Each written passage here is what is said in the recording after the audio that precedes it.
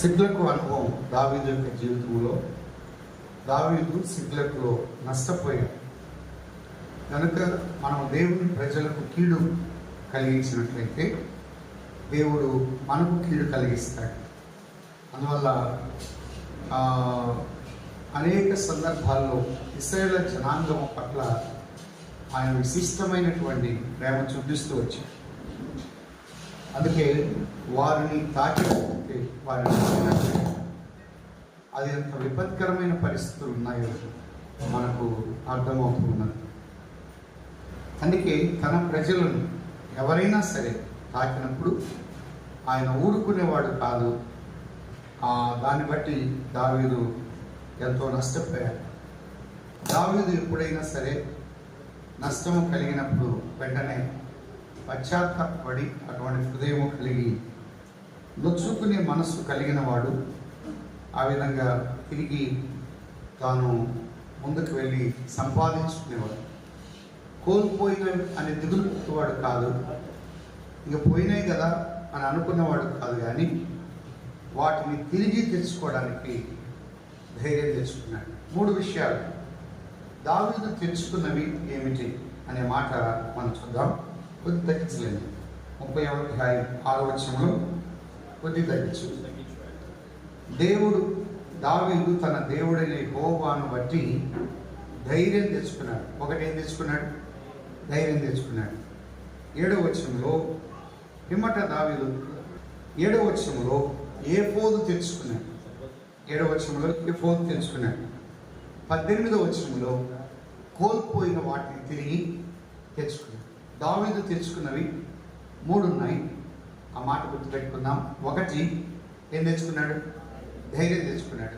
2వది ఏం తెచ్చుకున్నాడు? ఏఫోదు తెచ్చుకున్నాడు. 3వది ఏం తెచ్చుకున్నాడు? కోల్పోయిన వాటిని తిరిగి తెచ్చుకున్నాడు. రీబ్యాక్ అంటారు. ఏవి నష్టపోయాడో, వేటిని కోల్పోయాడో వాటిని తిరిగి తెచ్చుకున్నాడు. దానంతటికి కారణం ఒకటే, తన దేవుడు. తన దేవుణ్ణి బట్టి ఏం తెచ్చుకున్నాడంటే ధైర్యము తెచ్చుకున్నాడు. మధ్యాహ్నం చూసాం, పరిస్థితులు ధైర్యపరిచినవి కాదు, ప్రజలు ధైర్యపరిచిన వారు కాదు. కొన్నిసార్లు పరిస్థితులను బట్టి కృంగిపోతాం. కానీ దావీదు ఎటువంటి వాడంటే కృంగిపోయిన వాడు కృంగిపోయిన స్థితిలోనే ఉన్నవాడు కానీ కాదు, ఎప్పుడు కృంగిపోడు. అసలు దావీదు యొక్క గుండె మామూలు గుండె కాదు. ఒక మాట అని అన్నాడు. చూద్దాము. సమూయేలు 2వ గ్రంథం 17వ అధ్యాయం 10వ వచనం. సమూయేలు 2వ గ్రంథం 17:10. నీ తండ్రి మహా బలాఢ్యుడనియు అతని పక్షవారు ధైర్యవంతులనియు ఇశ్రాయేలులందరూ ఎరుగుదురు గనుక ఏమన్నాడు? ఆ మాట చదవండి కదా. సింహపు గుండె వంటి గుండె గల వారు సహితము దిగులు. అసలు దావీదు గారు నిలబడ్డాడంటే సింహము అంటే ధైర్యం అనే దానికి దేనికి ఎక్కువ పోల్చాడంటే సింహానికి పోల్చాడు. నీతిమంతులు సింహం వల్లే ధైర్యంగా ఉంటారు.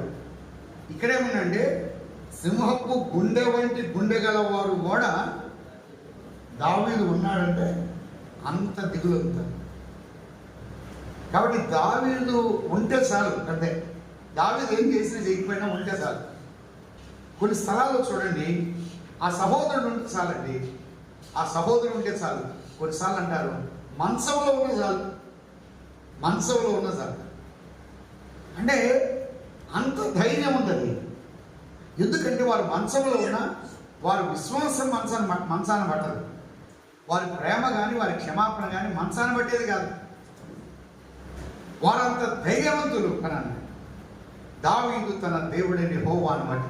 దావీదు తన జీవితంలో ఎప్పుడు కూడా మనుషుల మీద డిపెండ్ అయ్యేవాడు కాదు. ఏనాడు మనుషులు వచ్చి కూడా ఆధారపడమని చెప్పినా ఆధారపడినవాడు కాదు. అసలు వాస్తవానికి దావీదుకు సౌలుకు ఏ రకమైనటువంటి సమస్య లేదు. సమస్య ఎక్కడొచ్చిందంటే ఏనాడు గొలియాతును చంపాడో ఆ రోజున స్త్రీలు ఏం చేశారంటే సౌలు 1000 కొలది, దావీదు 10,000 కొలది. ఆనాటి దినము నుండి సౌలు దావీదు మీద విషపు చూపుతూ వచ్చాడు. వాస్తవానికి సౌలుకు దావీదుకి ఏ రకమైన గొడవలు లేవు. అసలు గొడవ పెట్టింది ఎవరు? ఈ పాట. 6 రోజుల నుంచి ఈ సౌలుకు నిద్ర పట్టేది కాదు. భోజనం కానీ నిద్ర కానీ ఏం పట్టి ఒక ఈట దగ్గర రెడీగా పెట్టుకున్నాడు. ఎవరి కోసం? దావీదు కోసం. తరిమాడట తరిమి సౌలు దావీదు సింహాసనం ఎక్కేంత వరకు తరిమాడు. అంతకన్నా ఎక్కువ తరమల. ఒక వ్యక్తి మనం టార్గెట్ చేశాడంటే మనకు హై పొజిషన్ ఉండదండి. ఎప్పుడైనా గుర్తుపెట్టుకో.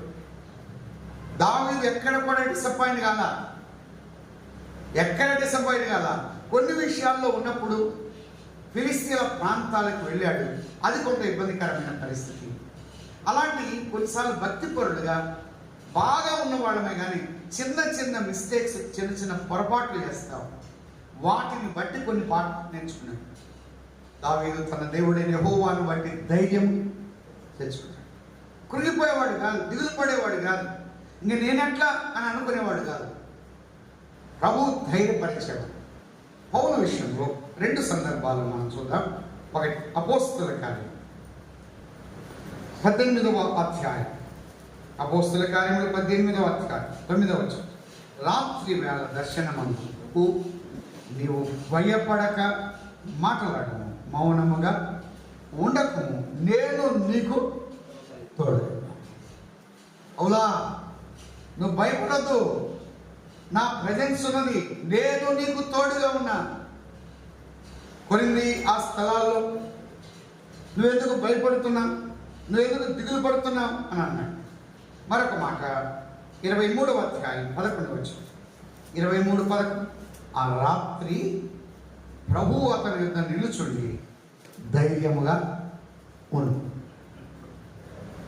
మీరు చూడండి, ఎక్కువగా పౌలు రాత్రి సమయంలో దేవుని యొక్క ప్రజెన్స్, దేవుని సన్నిధిని అనుభవించాడు. ఆ రాత్రి ప్రభు అతని యొద్ద నిలుచుండి ధైర్యముగా ఉండవు, యెరూషలేములో నన్ను గురించి నీవెలాగో సాక్ష్యం ఇస్తావు అలాగే రోమాలో కూడా సాక్ష్యము.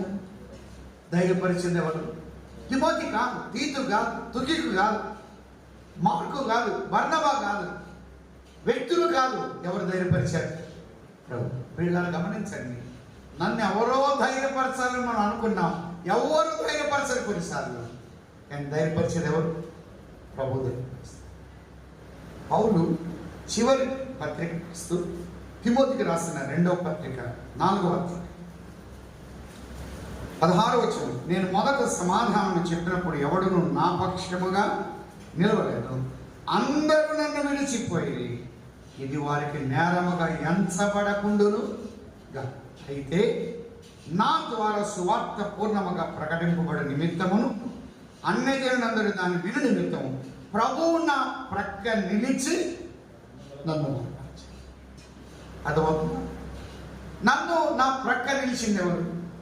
ప్రభు నా ప్రక్క నిలిచి. అందరూ వదిలిపోయారు, ఎవరు లేరు. తిమోతి అందరు నన్ను విడిచిపెట్టారు. ప్రభు నా ప్రక్క నిలిచి నన్ను బలపరిచారు. నీరో చక్రవర్తి ఇంకా కొన్ని గంటల్లో పౌలు హతసాక్షి కాబోతున్నాడు. చీకటి గదిలో ఉన్నాడు. ఈ ఉత్తరం రాస్తూ ముగిస్తూ అన్నాడు, ప్రభు నా ప్రక్క నిలిచాడు. రోమాలో యాస్టిన్ అనే స్ట్రీట్ ఉంది. యాస్టిన్ అనే వీధిలో ఒక దైవజనుడి యొక్క మరణాన్ని చూడడానికి వేల సంఖ్యలో వచ్చింది. పౌలు మరణం. బక్క చిక్కిపోయాడు, కళ్ళ నుండి నీరు తిప్పుతున్నాయి, పుసులు వచ్చాయి, శరీరంలో బలహీనత ఏర్పడింది. ఒక చేతగాని వాడుగా, ఒక నిస్సహాయకుడిగా వస్తున్నాడు బయటికి. ఒక రాయి పెట్టి తల అక్కడ పెట్టాడు. ఆ రోమా చక్రవర్తి, నీరో చక్రవర్తి ఆజ్ఞాపించగా శిరచ్ఛేదనం ఎంత ధైర్యంగా ముందుకు వచ్చాడంటే, ప్రభు నా ప్రక్క నిలిచాడు, నన్ను బలపరిచాడు. అయితే నేను వెళ్ళిపోతున్నాను. తిమోతి ప్రభు నా ప్రక్క నుంచి. అందరూ కళ్ళప్పగించుకొని పౌలు మరణాన్ని తదేకంగా చూశారు. ఒక దైవ సేవకుడు ప్రభువు నా ప్రక్క నిలిచాడు, నన్ను బలపరిచాడు. సోదరి కొన్నిసార్లు అనుకున్నాం, ఆ బ్రదర్ నా పక్షంగా మాట్లాడలేదు, ఆ సిస్టర్ నా పక్షంగా మాట్లాడలేదు, వాళ్ళు నా పక్షంగా లేరని అనుకుంటాం. కానీ మన పక్షంగా వ్యక్తులు ఉండరు, మన పక్షంగా ఎవరు ఉంటారు? అయితే మనం ఏం తెచ్చుకోవాలంటే ప్రభువును బట్టి ఏం తెచ్చుకోవాలి? ధైర్యం తెచ్చుకోవాలి. దావీదు ఎప్పుడైనా అంతే, పౌలు తన యొక్క జీవితంలో ఎక్కడైనా అంతే, ప్రభువును బట్టి తన యొక్క ధైర్యం ప్రభే, తన విశ్వాసం ప్రభే, తన నిబ్బరం ప్రభే, తన ఆదరణ ప్రభే, తన తృప్తి ప్రభువులోనే పూర్తిగా సాటిస్ఫాక్షన్ అయ్యాడు, తృప్తిపరచబడ్డాడు. ఎప్పుడు ఒక విశ్వాసం డిసప్పాయింట్ కాకూడదు. ఎంత మంది వ్యతిరేకమైనా, ఎంత మంది దూరమైనా ప్రభువుని బట్టి మనం ఏం తెచ్చుకోవాలి? ధైర్యం తెచ్చుకోవాలి. రెండవది ఏం తెచ్చుకున్నాడు? ఏఫోదు తెచ్చుకున్నాడు. దావీదు ఎప్పుడైనా సరే ఎక్కడైనా ఏఫోదు తెమ్మని దావీదు అడిగేవాడు. 23వ అధ్యాయం 6వ వచనం. సమూయేలు మొదటి గ్రంథం 23:6. అహీమెలెకు కుమారుడైన అబ్యాతారు ఏఫోదు చేత పట్టుకొని పారిపోయి కైలాలో ఉన్న దావీదునద్దకు వచ్చాను అన్నాడు. 9వ వచనం. సౌలు తనకు కీడే ఉద్దేశించున్నాడని దావీదు ఎరిగి యాజకుడైన అబ్యాతారును ఏఫోదును తెమ్మన్నాడు. ఏఫోదు అనేది ప్రధాన యాజకుని వస్త్రంలో ఉన్నది. ఈ ఏఫోదు ఎందుకు ఉపయోగించబడిందంటే దేవుని యొక్క సంకల్పం, దేవుని చిత్తం ఏఫోదు ద్వారా తెలుసుకోవచ్చు. ఏఫోదు అంటే దేవుని చిత్తము, దేవుని సంకల్పం ఎలా తెలుసుకుంటారంటే ప్రార్థన ద్వారా. అది కొన్ని రంగులు మారుతాయి అని ఉంది, అది ఖచ్చితమైన ఆధారాలు కొన్ని లేవు. కానీ ఎక్కువగా ఏఫోదు ఎందుకు తెచ్చుకుంటారంటే దేవుని చిత్తం, యుద్ధానికి వెళ్ళాలా లేదా, ఈ పని చేయొచ్చా లేదా, ఇటు వెళ్ళాలా లేదా. కాబట్టి విశ్వాసి ఏం తెచ్చుకోవాలంటే ప్రార్థన జీవితం, దేవుని యొక్క చిత్తము తెలుసుకోవడం. ప్రభు ఎదుటికి వచ్చి, ప్రభువా ఇక్కడి సేవకి వెళ్ళాలా, ఈ పరిచర్యకి వెళ్ళాలా, ఈ పనికి వెళ్ళాలా, లేకపోతే నేను వద్దా అని అడిగాను. పౌలు ఎక్కువ సందర్భాల్లో దేవుని చిత్తం మీద ఆధారపడ్డాడు. అపోస్తుల కార్యములు ఒక మాట మనం చూద్దాం. అపోస్తుల కార్యంలో పౌలు తన యొక్క జీవితంలో 18వ అధ్యాయం 20వ వచనం 21వ వచనం 18-20. వారు ఇంకను కొంతకాలముండుమని అతనిని వేడుకుంటా అతడు ఒప్పక ఏమన్నాడు? దేవుని చిత్తమైతే మీ వద్దకు తిరిగి పోతుంది. 16వ అధ్యాయం 6వ వచనం. ఆసియాలో వాక్యము చెప్పకూడదని పరిశుద్ధాత్మ వారిని ఆటంకపరిచింది. పరిశుద్ధాత్మ 7వ వచనం. యేసు యొక్క ఆత్మ వారిని వెళ్ళనీయలేదు. కనుక దేవుని యొక్క ఆత్మ నడిపింపు కిందికి ఒక విశ్వాసి రావాలి. ఆసియాలోకి వెళ్ళొద్దు అని ఆత్మ ఆటంకపరిచాడు, అందుకొరకు వారు ఆగిపోయారు. మాసిదోనియాకి వెళ్ళారు, సువార్త ప్రకటించింది. కనుక ప్రతి విశ్వాసి ప్రార్థనా పూర్వకంగా దేవుని చిత్తాన్ని నేనేం చేయాలి? తెలుసుకోవాలి. ఒక వివాహానికి వెళ్తున్నాం, ప్రభువా నా పిల్లల యొక్క వివాహం ఈ అబ్బాయితో సరిగా ఉందా లేదా, మీ చిత్తం ఏంటి? మా అమ్మాయి వివాహం ఏంటి, మా అబ్బాయి వివాహం ఏంటి, ఉద్యోగ విషయం ఏంటి, సేవ విషయం ఏంటి, పరిచయ విషయం ఏంటి, ఈ గ్రామానికి వెళ్ళొచ్చా లేదా, ఈ పట్టణానికి వెళ్ళొచ్చా లేదా, ఈ సువార్త ప్రకటించవచ్చా లేదా అని ముందుగా ప్రభు ఎదుట అడిగి అందులో తెలుసుకొని దేవుని సంకల్పం, దేవుని యొక్క ఆత్మ నడిపింపు ఉన్నట్లయితే దేవుని ఆత్మ పరిశుద్ధాత్ముడు నడిపిస్తాడు. కొన్నిసార్లు వద్దు అంటాడు, అది కూడా జవాబే. కొన్నిసార్లు వెళ్ళమంటాడు, అది జవాబే. వెళ్ళమనేది జవాబే, వద్దనేది కూడా జవాబే. ఒక విశ్వాసి దేవుని ఆత్మ మీద, ఆత్మ నడిపింపు మీద ఆధారపడి ఉండాలి.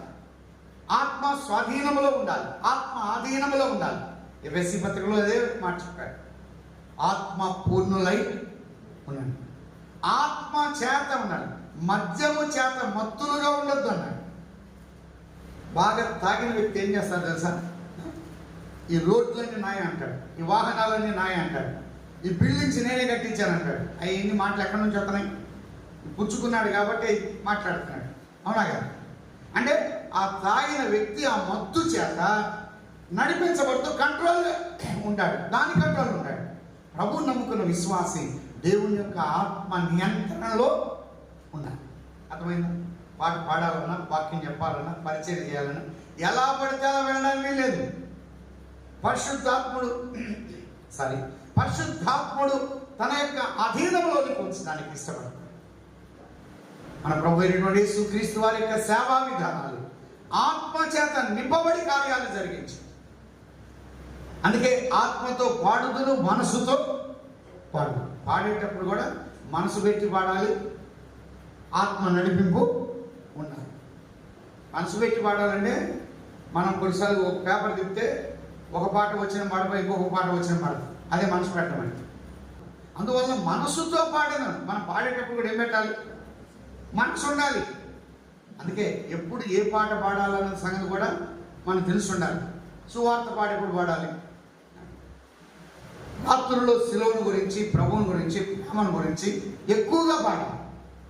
ఎందుకంటే ప్రభు ఆ సువార్త శిలువను గురించి పాడితే మంచిది. కనుక ఎక్కడైనా ఒకే పాటగా ఎప్పుడు పాడకూడదు, సందర్భాన్ని బట్టి పాడదు. మనసుతో పాడేది, ఆత్మతో పాడేది. అంటే ఒక విశ్వాసి ఆత్మ యొక్క అధీనంలోనికి రావాలి, నడిపించబడాలి. ఏ పోదు దేవుని యొక్క చిత్తం, ఏ పోదనగా ప్రార్థనా జీవితం, ఏ పోదనగా ఆత్మ చేత నడిపించబడుతూ ఉన్నాడు దావీదు వాటిని మరలా తెలుసుకోవడానికి వెళుతూ ఉండగా ఈ 400 మంది వచ్చారు. వారిలో కూడా కొంతమంది వెనక ఆగిపోయారని 9వ వచనంలో చెప్పాడు. 200 మంది వెనుక విడవబడిని అని అన్నాడు. బెసోరు అనే దగ్గర ఆగిపోయాడు. బెసోరు అనగా ఆతురత అని దాని అర్థం. గాజాకు పోయే మార్గంలో ఉన్న స్థలం అది. వారు ఆగిపోయారు. ఆగిపోయినా దావీదు ఆగిపోయిన వాడు కాదు. గమనించండి, పరిస్థితులు ఎలాగా ప్రభువును బట్టి మారిపోయాయంటే, దావీదు మీద రాళ్ళు వాడటానికి వచ్చినటువంటి వారు ఇప్పుడు దావీదు వెళ్తున్నప్పుడు ఆ రాళ్ళు పడేసి ఇప్పుడు ఎవరు వెంట పడుతున్నారు? దావీదు. అంటే పరిస్థితి ఒక్కసారి చెందింది. అందువల్ల దావీదు యొక్క జీవితం దేవుని మీద ఆధారపడ్డాడు అన్న సంగతి దావీదుకి అర్థమైనది మాత్రమే కాదు, దావీదుతో ఉన్న జనులకు కూడా అర్థమైంది. సోదరి, నీవు నేను ప్రభు మీద ఆధారపడ్డావన్న సంగతి నాకు అర్థం కావాలి. అదే సమయంలో ఇతర సంఘస్థుల్లో ఉన్నటువంటి విశ్వాసంకు అర్థం కావాలి. దావీదు ఆ విషయాన్ని చాలా సందర్భాల్లో దావీదు కొరకు దేవుడు తోడుగా ఉన్నాడన్న సంగతి దావీదులకు మాత్రమే కాదు, ఎవరికి అర్థమైందంటే సమూయేలు మొదటి గ్రంథంలోనే ఒక మాట చూద్దాం. మనకంతా తెలిసిందే, అందులో ఒక వచనాన్ని మనం చూద్దాం. సమూయేలు మొదటి గ్రంథం 17వ అధ్యాయం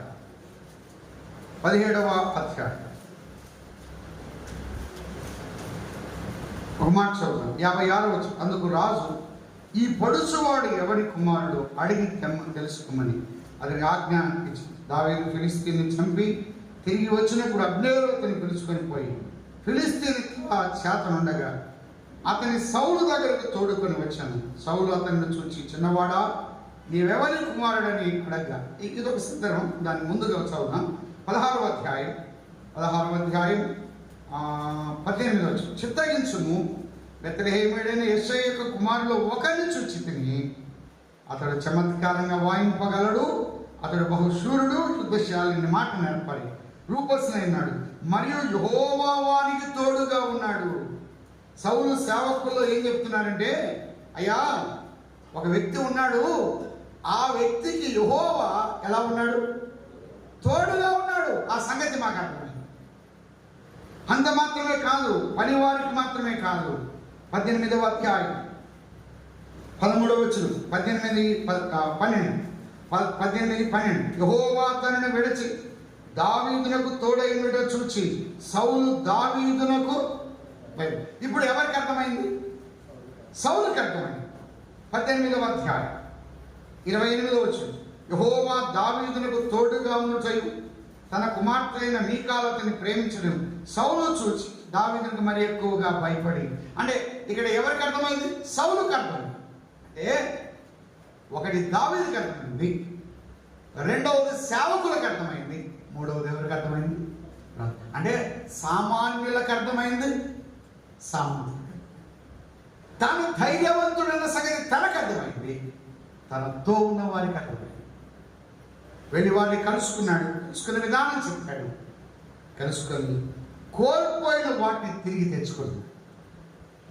ఎంత నష్టపోయాడు! కోల్పోయిన ప్రేమన, కోల్పోయిన ఐక్యతన, కోల్పోయిన కుటుంబమా, కోల్పోయినటువంటి సహవాసన, కోల్పోయిన సమాధానం, కోల్పోయినటువంటి ప్రేమన, కోల్పోయిన ఏక మనస, వాటన్నిటినీ దావీదు ఏం చేస్తున్నాడు? తిరిగి తెచ్చుకుంటున్నాడు. అమ్మాయ ఏది కోల్పోయామో వాటిని తిరిగి తెచ్చుకుంటున్నాడు. అపవాది దోచుకొని తీసుకొని వెళ్ళాడు. అమాలేకీయులు దోచుకొని వెళ్ళిన వాటిని తిరిగి తెచ్చుకుంటున్నాడు. లూకాసు సువార్తలో ఒక మాట మనం చూద్దాం. 10వ అధ్యాయం, లూకాసు సువార్త 10వ అధ్యాయం 30వ వచనం. అందుకు యేసు ఇట్లనెను, ఒక మనుషుడు యెరూషలేము నుండి యెరికో పట్టణము నుండి దిగి వెళ్ళొచ్చు, దొంగల చేతిలో చిక్కను, వారు అతని బట్టలు దోచుకున్నారు.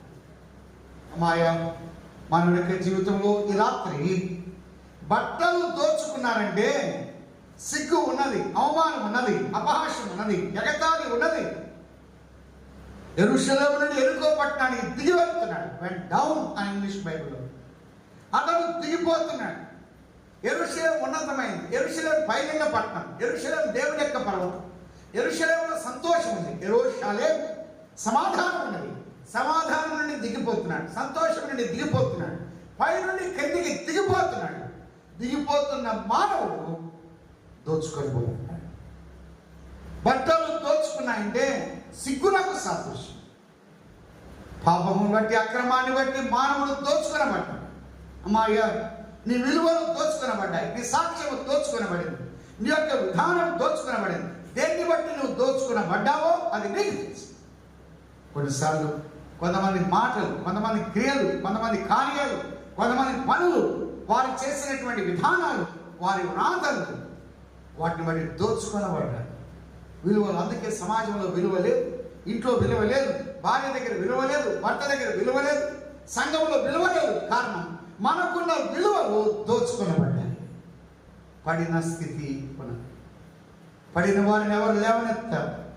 ఎవరు ఊతనిస్తారు? ఎవరు నిబ్బరపరుస్తారు? ఎవరు ధైర్యపరుస్తారు? బట్టలు పోయాయి. అంటే అవమానానికి సాదృశ్యం. బట్టలు అనేది జీవితానికి సాదృశ్యం. జీవితం అనే వస్త్రం మానవుడు కోల్పోయాడు. కోల్పోయిన మానవుడికి సిగ్గు ఏర్పడింది, అవమానం ఏర్పడింది. అందుకే ఒక మాట చెప్పాడు దైవ గ్రంథంలోని సామెతల గ్రంథం 14వ అధ్యాయం, సామెతల గ్రంథం 14వ అధ్యాయం 34వ వచనం. నీతి జనములు ఘనతకెక్కుటకు కారణం, పాపము ప్రజలకు అవమానము తెస్తుంది. పాపం ప్రజలకు ఏం చేస్తుంది? అవమానం. సోదరుడా, సోదరి, ఈ రాత్రి నీ యొక్క పాపం నీకు అవమానం తెస్తుంది. మానవునికి ఉన్న విలువలు దోచుకొనబడ్డాయి. అపవాది దోచుకున్నాడు. ఎంతమంది చూడండి, కొట్టబడి కొర ప్రాణంతో ఉండి దోచుకొనబడి అవమానపూరితమైన స్థితిలో పడి ఉన్నాడు. ఈ రాత్రి నీ యొక్క పాపం నిన్ను పడగొట్టింది, నీ అక్రమం నిన్ను పడగొట్టింది. దోచుకొనబడిన స్థితిలో ఉన్నావు, లేవలేని స్థితిలో ఉన్నావు. కప్పేవారు లేరు, కవర్ చేసేవారు లేరు, నీ పట్ల పూచి వహించేవారు ఒకరు లేరు. మానవుని యొక్క స్థితి బహు ఘోరమైంది. మాయా ఈ రాత్రి ఇంకా ప్రభువుని నమ్మకపోతే నీ యొక్క పాప స్థితిని బట్టి అంత అవమానం ఉన్నది. ఇంట్లో విలువ లేదు, గ్రామంలో విలువ లేదు, సమాజంలో సంఘంలో విలువ లేదు, భార్య దగ్గర విలువ లేదు. ఇటువంటి భయంకరమైన స్థితిలో ఉన్న మానవుని యొక్క జీవితంలో దోచుకొనబడిన మన జీవితాలు విలువ లేని స్థితిలో ఉన్నాయా? మన ప్రభు మన కొరకు ఏమయ్యాడు? మధ్యాహ్నం కూడా ఆలోచన చేసి తేటగా చెప్పాడు. 9వ కీర్తన 4లో, నేను దోచుకొనని దానిని నేను ఇచ్చుకోవలసి వచ్చింది. 89వ కీర్తన 41వ చరణంలో చెప్పాడు. 89:41, త్రోవన పోవారందరూ అతను దోచుకున్నారు, దారిన పోయే వారందరూ దోచుకున్నారు. అలనాడు దోచుకొని పోబడిన దాన్ని దావీదు తిరిగి తెచ్చుకున్నాడు. కానీ దోచుకొని పోబడిన మన జీవితాలు, దోచుకొని వారి చేతుల్లోని దీనులను, దరిద్రులను విడిపించింది ఆయన. అమ్మా అయ్యా, మనము పాపాన్ని బట్టి అక్రమాన్ని బట్టి దోచబడ్డాము, ఆయన ఇచ్చుకున్నాడు. నన్ను రక్షించిన కొరకై నీ పాపము నా పాపమును పరిహరించిన కొరకై రాళ్ళు పరిచిన స్థలంలో ఆయన కూర్చోబెట్టాడు. కొట్టు వారికి తన వీపునిచ్చుకున్నాడు. దాటు వారికి దారిగా చేయడానికి తన వీపును నేలకొచ్చి కొరడా దెబ్బలు వీపు మీద పడుతుంటే తన వీపు ఇచ్చుకున్నాడు. తన ముఖం మీద వెంట్రుకలు పెరుగుతుంటే తన ముఖాన్ని దాచుకున్నవాడు కాదు, తన ముఖాన్ని ఇచ్చుకున్నాడు. ఏమంటే ఎవరైనా నన్ను కొడుతుంటే ఏదో ఒక రీతికి ఏం చేస్తాం, మనం చెయ్యన్నా అడ్డపెడతాం, కానీ ఆయన చెయ్యి కూడా అడ్డపెట్టాడు. దోచుకొని దాన్ని ఇచ్చుకోవలసి వచ్చింది. ఆయన ముఖము ఇచ్చుకున్నాడు. చెంపల మీద వెంట్రుకలు పెరిగి వేస్తుంటే చెంపలు ఇచ్చుకున్నాడు. తల మీద ముళ్ళ కిరీటం తయారు చేస్తుంటే ఆ తలను ఇచ్చుకున్నాడు. ఆ శిరస్సులో ఆ ముళ్ళ కిరీటం పెట్టి నొక్కగా రక్తము ధారలుగా కాదు. నీ కొరకు నా కొరకు దోచుకొని దాన్ని ఇచ్చుకున్నాడు. పాపాన్ని బట్టి మనకు దోచబడ్డాం, ఆయన ఇచ్చుకున్నాడు. అంత మాత్రమే కాదు, యెరూషలేము వీధుల్లో ఆయన ఈడబడ్డాడు. యెరూషలేము వీధుల్లో అంతా కూడా రక్తమయమైపోయింది. యెరూషలేము వీధంతా కూడా ఇచ్చుకున్నాడు. ఆ రక్తముతో, ఆ కండలతో ఆ భయంకరమైన వేదన ఆయన పొందాడు. గొల్గొతా ఎత్తైన స్థలానికి తీసుకెళ్ళాడు. 2 చేతులు ఇచ్చుకున్నాడు. కొడుతుంటే ఆ మేకు దిగ్గొట్టి సమ్మెట దెబ్బలకు లోపల మంగుల వెళ్తున్నాయా, చేతులు ఇచ్చుకున్నాడు. 2 పాదములు ఇచ్చుకున్నాడు. ఆపరేషన్ జరిగేటప్పుడు పేషెంట్ బాగా సహకరించారని డాక్టర్లు అన్నారు. యేసుక్రీస్తు ప్రభు వారిని కొడుతుంటే ఆయన సహకరించారు. అవమానం ఇచ్చుకున్నాడు, నింద ఇచ్చుకున్నాడు, హేళన, అపహాసం, ఎగతాళి, అవన్నీ ఎంత సిగ్గుపరచబడాలో అదంతా ఇచ్చుకున్నాడు. దోచుకునబడి, మనము దోచుకొనని దానిని నేను ఇచ్చుకోవలసి వచ్చింది. మాయా అంత మాత్రమే కాదు, ఆకాశమునకు భూమికి మధ్యన ఆయన వెళ్ళాడు. తనకున్న బలం ఇచ్చుకున్నాడు, తనకున్న శక్తిని ఇచ్చుకున్నాడు. తండ్రితో ఉన్న గొప్ప భాగ్యమని ఎంచుకున్నవాడు ఆ భాగ్యాన్ని మన కొరకే ఇచ్చుకున్నాడు. దౌర్భాగ్యం, అభాగ్యం, దేనికి పనికిరాని మన కొరకు ఆయన అన్నీ ఇచ్చాడు. ఇంట్లో మనకు విలువ ఇచ్చేవాళ్ళు లేరు, గౌరవించేవారు లేరు, ప్రేమించేవారు లేరు, పలకరిస్తేవాడు లేరు, నీళ్లు దమ్మంటే తెచ్చేవాడు లేరు.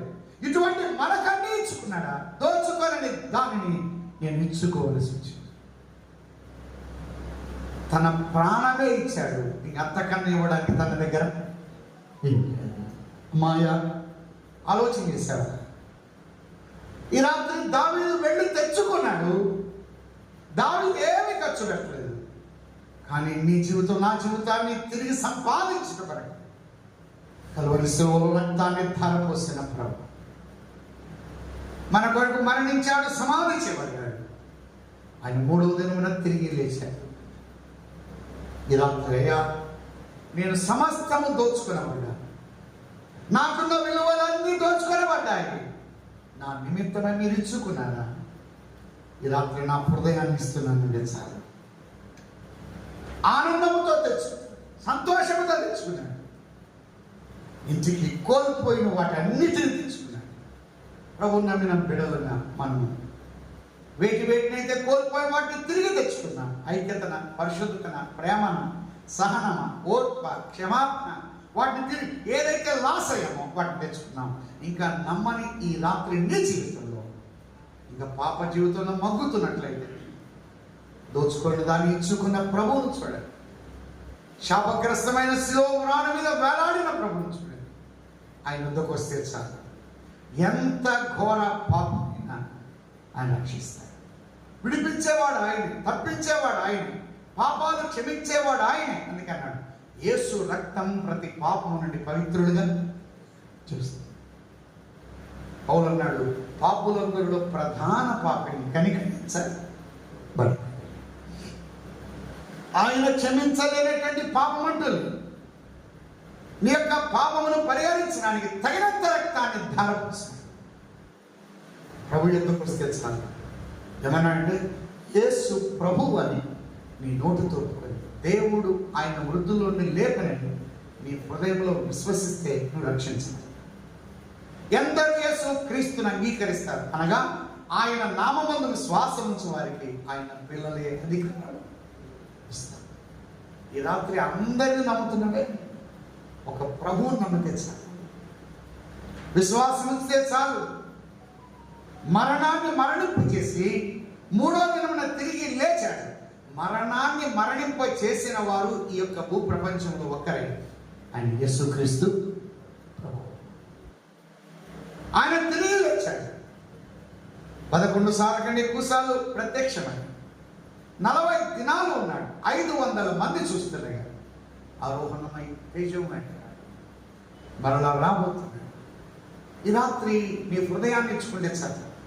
సొమ్మించుకోవడం కాదు, నీకున్న సామర్థ్యత ధనాన్ని ఇచ్చుకోవడం కాదు, నీ హృదయాన్ని ఇస్తే చాలు. యేసు ప్రభువా, నేను పాపిని, నా హృదయాన్ని మీకు ఇస్తున్నాను, నా హృదయంలోకి మీరు రండి అంటే చాలు. అయితే ఆయన ఇన్ని ఇచ్చాడు. ఈ రాత్రి నీ హృదయాన్ని ప్రభుకి ఇస్తే చాలు. ప్రభు క్షమిస్తాడు, ఆయన తీసివేస్తాడు, భయంకరమైన శిక్షా దండం నుండి తప్పిస్తాడు. చూడండి, ధనవంతుడు పాతాళములో ఉండి బాధపడుతున్నాడు. అయ్యా, నాకు 5 సహోదరులు ఉన్నారు, వారు ఇంకా మారు మనసు పొందలేదు. ఎవరినైనా లాజర్ను పంపించు. ఆ 5 మంది మారు మనసు పొందారు. అంటే ఈ ధనవంతునికి మారు మనసు విషయం తెలుసా తెలియదా? తెలిసి ఎక్కడికి వచ్చాడు? చాలా మంది రక్షణ ఏంటో తెలుసు, యేసుప్రభు ఎందుకు వచ్చాడో తెలుసు, మారు మనసు అంటే తెలుసు, తెలిసి చాలా మంది ఎక్కడికి వెళ్తున్నారు. ఈ రాత్రి తెలిసి వెళ్ళిపోతారు. ఈ రాత్రి ప్రభువుకు నీ హృదయాన్ని ఇస్తే చాలు. ప్రభు అన్నాడు, దోచుకొనని దానిని ఇచ్చుకోవలసి వచ్చింది.